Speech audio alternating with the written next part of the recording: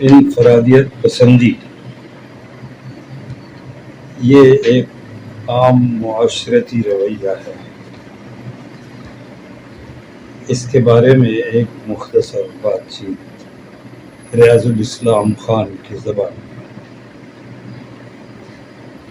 شاید آپ نے کبھی دیکھا ہو کہ کوئی شخص کچھ لوگوں میں بیٹھ کر یہ کہہ رہا ہوتا ہے کہ فلاں کام عام طور پر اس طرح کیا جاتا ہے، لیکن میں اس کام کو ایسے نہیں کرتا، ایسے کرتا ہوں، ویسے نہیں کرتا۔ گویا زبان حال سے یہ اعلان کر رہا ہوتا ہے کہ میں ایک منفرد شخص ہوں،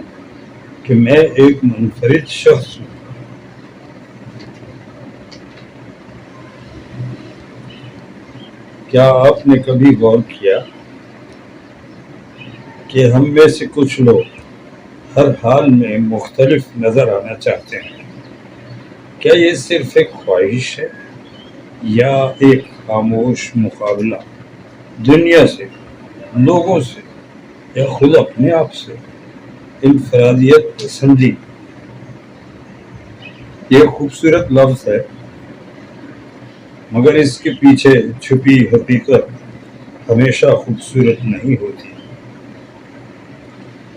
انفرادیت کا مطلب ہے اپنی پہچان بنانا، اپنی سوچ رکھنا، دوسروں کی اندھی تقلید نہ کرنا۔ لیکن سوال یہ ہے کہ جب یہ خواہش نمایاں ہونے سے بڑھ کر ہر حال میں مختلف ہونے کی ضد بن جائے تو کیا ہوتا ہے؟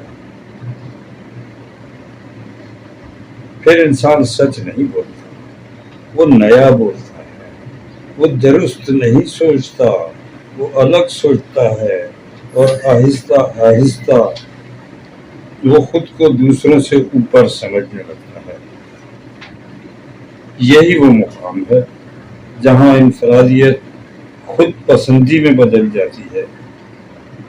یعنی جیسا کہ خواجہ میر درد نے کہا ہے کہ حیرت آتی ہے اس کی باتیں دیکھ، خود سری، خود ستائی، خود رائی۔ ایسا انسان اپنے حلقہ احباب میں کیا چھوڑتا ہے؟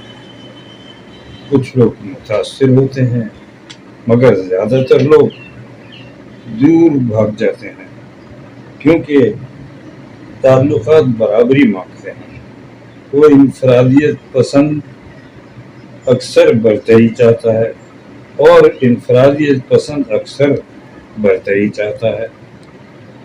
اور اگر ایسا شخص اقتدار میں ہو تو فیصلے عوام کے لیے نہیں، اپنی پہچان کے لیے ہونے لگتے ہیں۔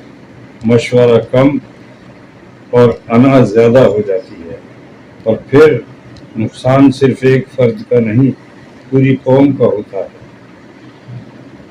تو سوال یہ نہیں کہ انفرادیت اچھی ہے یا بری، سوال یہ ہے کہ کیا ہماری انفرادیت میں عاجزی ہے، یا صرف خود کو نمایاں کرنے کی ایک بے چین کوشش، ایک روش، ایک رویہ؟